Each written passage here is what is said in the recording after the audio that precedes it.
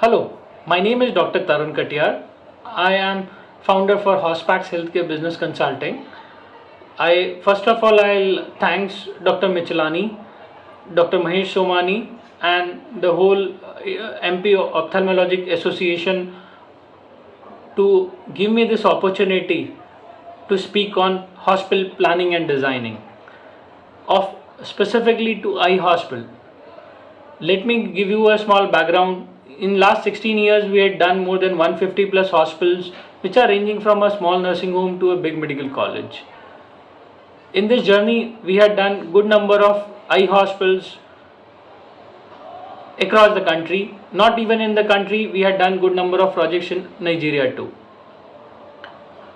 Ophthalmology is a very complex stream, being a super specialty. On the top of it, the area what is required for a daycare center is pretty small, so you have to put up all the things in one. With that mindset, you have to design a hospital which has to be compacted. So whenever we have to design a hospital, we have to consider various things, which includes local building bylaws, NABH guidelines, NBC codes, which includes national building codes, the fire norms, so on and so forth. So there are almost like more than 13 norms which has to be followed when we are designing a hospital. When it comes to ophthalmic design, the first thing, or I will say whenever we plan a hospital, the first thing what we used to ask from our clients or from the doctors is just prepare. The first thing is prepare your wish list. When I'm saying wish list, what does it mean? How many bedded daycare center do you need? How many OPD consultations are required? Ideally, for a eye center, minimum 10 beds or 15 beds I'm talking about, we need minimum 3 to 4 OPD consultations, so that my anterior, posterior segment and refraction can be taken care of, along with the supporting services, be it reception, billing counters, TP counters, and the ophthalmic shop.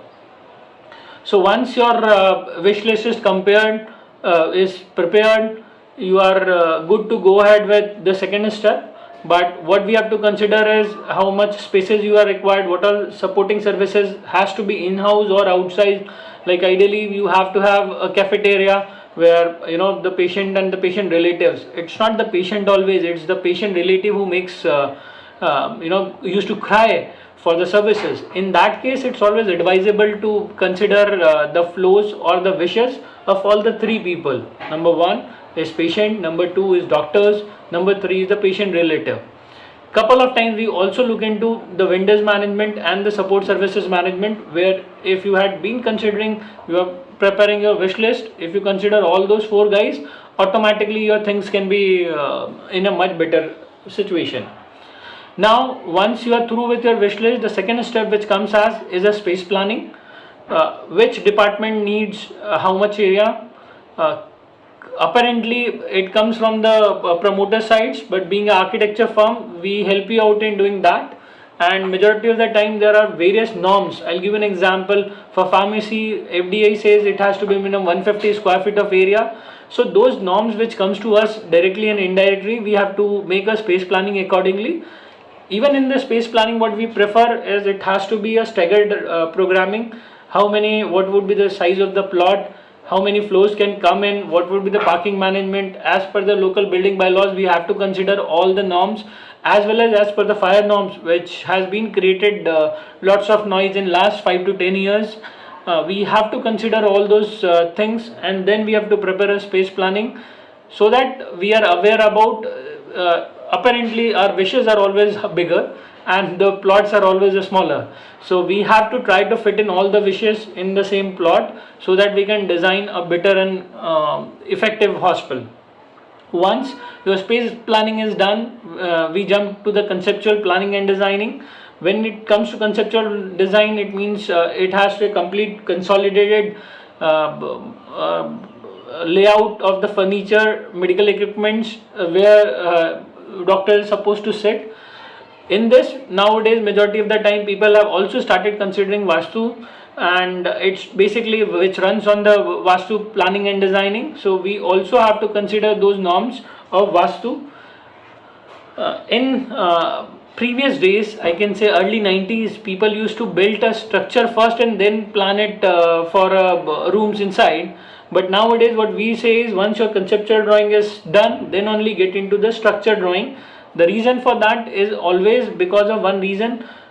You will get, once you do a conceptual drawing and then the structure drawing, automatically you will get a structure, or I can say it's a clean structure what you get it, being the column free or the beam free structure, which would be aesthetically looks much better. You will not get any column or beam in the center of your reception lobby or in the side of a operation theater.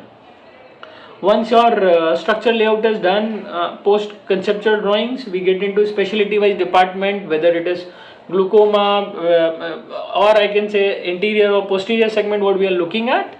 So we have to design and the internal flow between the various department or various OPDs, I can say, on. So majority of the time whenever we have to plan, we plan as per the workflow or a way the patient would be flowing in the hospital. I'm just giving an example. The moment a patient comes in, there would be a reception, then the OPD billing, then they goes to the respective OPD consultation. There would be a waiting area for them. There would be some cafeterias for supporting them, because if there is lots of footfall, automatically people will be waiting for a longer time. So for that, if they are not comfortable, we have to make sure at least they don't feel like they are just waiting for the sake. So the patient management and the patient relatives management has to be done in that architecture layout. In addition to that, once the OPD consultation is done, then they have to go to the various tests. Refraction has to be taken care of. It can be part of the doctor's room also, and nowadays people does it wherein there are two OPDs and there is a common refraction room, so that the optometrist gets the flow from both the OPDs at one location. Once that is done, we prefer to get into the MEP, which is mechanical, electrical and plumbing drawings. So that plays a vital role. Majority of the time, people are not aware about it, what floor, which place, what furniture is supposed to come, and for that what is the equipment, HVAC and the other clinical support systems is required. So our idea is, let's make your furniture layout proper. Once you are through, automatically we'll go to the next level, and then we prepare a mechanical, electrical and plumbing layouts. So once all things are been in line, automatically we say yes, it would be a good and better design.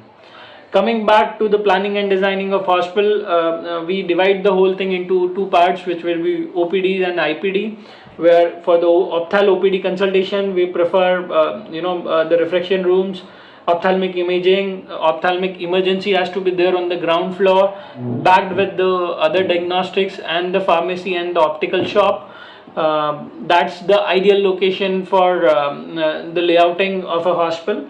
While in the when it comes to OPD, NABS says the minimum 20 by 20 square feet is required for a major OT. For the minor OTs, we can go a little down, but there are three zonings of OT has to be considered, semi-sterile, sterile and the dirty corridor, wherein the flow should be in a fashion where the patient should be entered in a different fashion through this 2 or 3 zones, while on the other side the doctor should flow in a unidirectional flow. Majority of the time what we had seen is they entered into a change room and they come to the same corridor with the same change room. So it's always advisable, it has to be a unidirectional change room.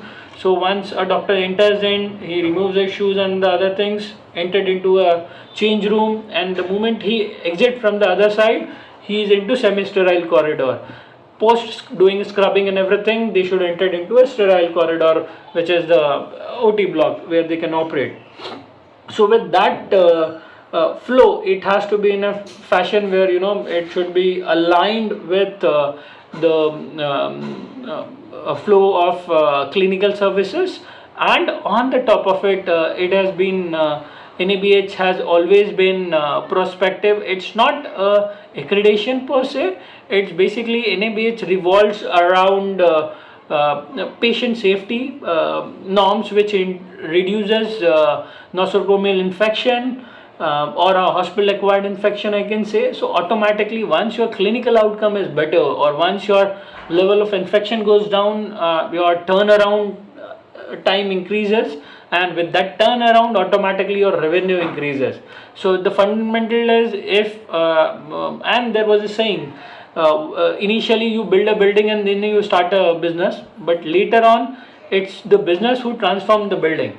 So if we don't consider the workflow and the business model which we are looking at, and I can say the best case studies what I had done for two major eye hospitals, where we had built a 30-35 beds super specialty opthal center, state of the art in Karnataka in Bangalore. Then a 100-bed trust charitable based eye hospital in other part of Maharashtra.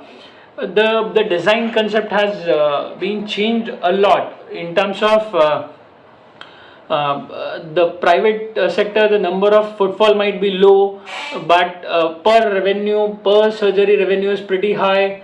While on the other side, being a charitable organization, they work on a very low cost model, but the number of footfalls are apparently so high. So we have to have a ergonomic module, because the model of the business changes the structure of the building. So we have to well define in a fashion where, what kind of a class of patients we are catering. And couple of times they feel, it has to be a hybrid model, a charitable and the profitable for profit business has to club together. So in that case, we have to make a model where, my free patients are sitting in another corridor or in another lobby, and my private and the paid one should be in the other lobby, so that they are not gelling with each other, and the outcome of the design and the outcome of the flow of the patients would be much better.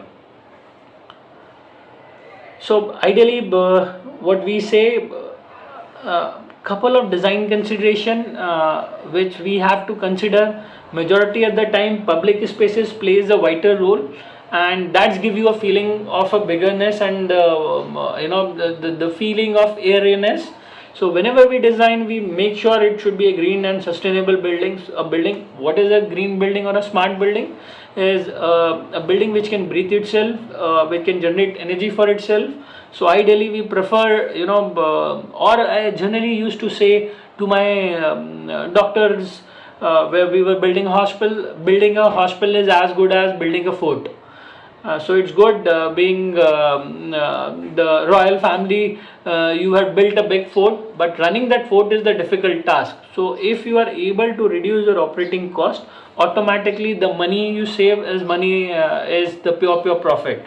So in that case, we always preferred, if we are able to get a lean building where your operating expenses are low, your profitability high, so the probability of going and making your business successful is much faster.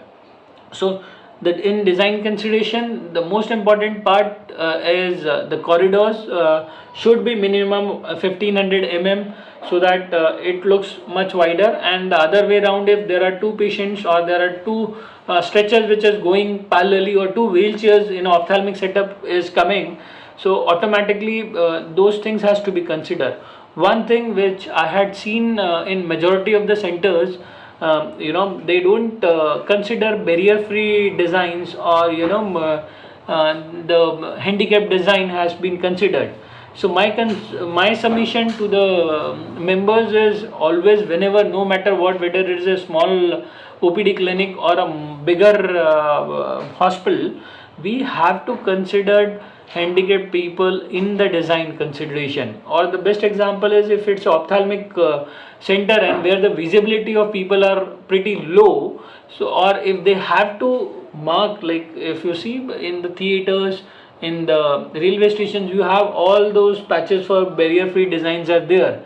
But the unfortunate part is, in the hospital which is dedicated for low visibility people and where the clear visibility is not that good, still we don't consider barrier free designs. So we have to consider in such a fashion the patient should be able to get directed either through the floors, where they can at least go till the from the road to the reception, where a receptionist can support them to take it further. So that plays a vital role in the design.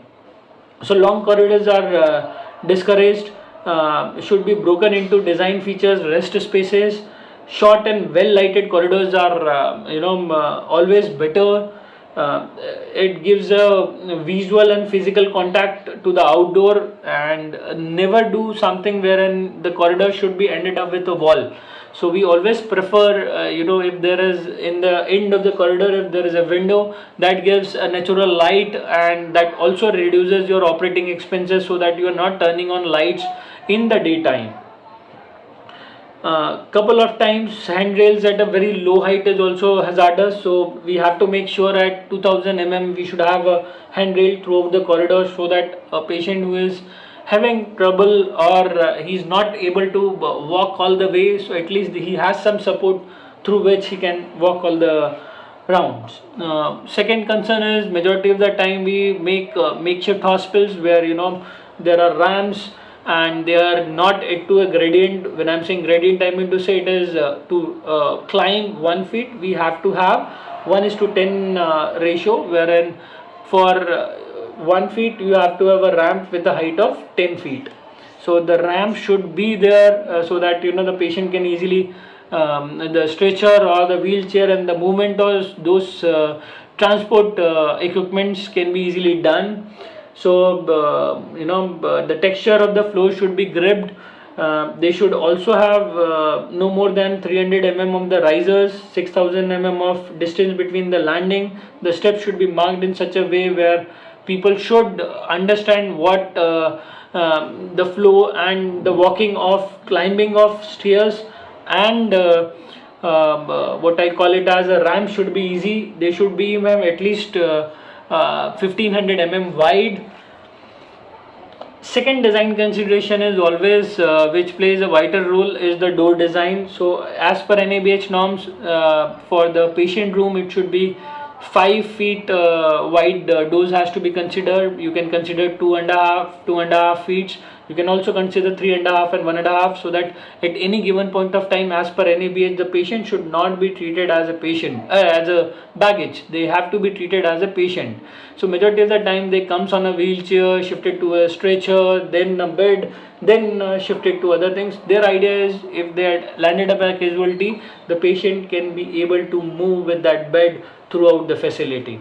So in that case, it's always advisable the door should be minimum 5 feet wide.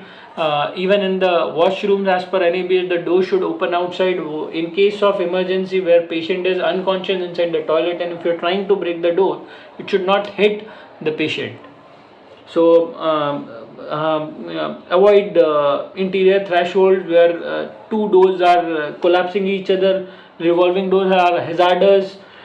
Make sure there is no round door knobs to be avoided, because those are the source of infection. So it's always better you can open doors with the elbows, or the straight railing handles plays a better role, because they are easier to clean. And the minimum width, as I said, it's 1050 mm door opening is always accessible for the wheelchairs. Now when it comes to the reception area, minimum 9.5 square meters is required as per national building bylaws. The 55 NMSF per each projected ophthalmology rooms has to be there. So the minimum size of the OPD should be minimum 110 to 120 square feet. Rest, I think, yes, bigger is better. The distance for the reflection of the mirror for the eye test should be easy. The reception should be minimum 300 to 400 square feet. We have to consider public toilets minimum 4.7, almost 50 to 70 square feet of area has to be dedicated for the public toilets on the ground floor. Then the most focused area is patient rooms. Majority of the time what happen is examination and the patient room are something which is missed out. So our area is patient care areas has to be planned in such a fashion so that patient has not been misguided. So typically the optometry room should be minimum 130 square feet, the treatment room should be minimum 170 square feet, a waiting area for the dilation should be there, which would be somewhere around 80 to 100 square feet of area. Visual field area should be minimum 120 feet, minimum one provided an additional room. Every increment of the 5 optometrists has to be there. The photography room has to be there with a minimum 150 square feet of area. Majority of the time we always focused on the areas where doctor used to be sitting, or it's a doctors driven module, but majority of the time we leave services which are supporting services, and that plays a vital mismatch. So you have to plan your CSSD, your support area, your cleaning, housekeeping areas has to be defined. So clean supply rooms has to be there, minimum 80 square feet of CUDU has to be given. For per clinic, the soiled linen, DU is dirty linen, has to be there for 80 square feet of area. There should be some autoclaving CSSD areas has to be provided, where at least all your linens has to be dumped it, autoclaved, sterile, and go back to your OT. Then the laundry area has to be clubbed with the CSSD, or a couple of times what we had seen is the CST autoclave areas, ETOs are there in the OT block itself, and the laundries are somewhere on the terrace, so that at least the drying of the clothes would be easier. But coming back, interconnectivity between two departments are difficult. So we have to have spaces for the storage of medical equipments in the OT block. We should have a prominent space for CSSD, which ideally we don't do that. And we had seen, because of steam, the fungal infection is pretty high if you keep it inside the block itself, and then there's no air circulation and ventilation. So it should be well ventilated, so that even the steam, when we opens up the autoclave, automatically the steam should move out of the particular room. Then the most second part what I can comes as the administrative blocks, because the healthcare which was before and now has changed. Pehle doctors used to ask बीमारी क्या है, now they asked बीमा क्या है. So in that case we have to be conscious. All my supporting department, be it TPA billing, cashless billing, has to be there, front office has to be there. The counseling plays a vital role. So in my OPD we should have one counseling room where my clinical as well as the financial packaging can be discussed with the patients, and conversion of OPD to IPD being taken care of. We also have to consider there should be 150 square feet of area for the administrator or the unit head who would be heading those infrastructure. There should be accounts department, minimum 80 to 100 square feet of area is required for the clerical work. There should be 120 to 150 square feet which is required for optometrist, or I can say not for optometrist, I can say should be interlinked. Optometrist should be 110 square feet and 150 square feet for optical shops, because 90% of the patients comes with the correction, and that gives you a vital revenue for the OPD. Also MRD plays a vital role because once a patient has come to you, the medical record management has to be done. So you should give some 70 to 80 square feet of area for medical record department. The back end billing department has to be considered. Then design considerations, what I believe is we should also look at clinical support departments like pathology. Do you need to open up an eye bank? Ocular oncology has to be considered. Then nowadays the ophthalmology is not the ophthalmology it was before. There was one OPD clinic and doctors takes care of everything. Now it has evolved like anything, and there are multiple branches has come up, like being oculoplasty. It can be for retina therapy. You have to have Zycus laser. If you are looking at femto laser tomorrow, so you have to have a space for the laser. We have to have pediatric, if we are opening up a pediatric eye clinic or a OPD for that. So automatically the pediatric OPD is almost different than the normal OPD of an ophthalmologist. So those things has to be considered. So just concluding, planning and designing of hospital, eye hospital is distinct, and consideration between various norms has to be considered. Vastu consideration has to be done. NABH plays a vital role, because as per IRDA, if you're not NABH, automatically your cashless may not be reluctant. I also understand, because there is a capping on the prices, so majority of the time ophthalmic setups are not willing to go ahead with a TP and the other things. But yes, maybe the regulations are coming in, so it would be designed in a fashion where you will be complying everything. Thanks for giving me this opportunity. Pleasure connecting all of you. Thank you.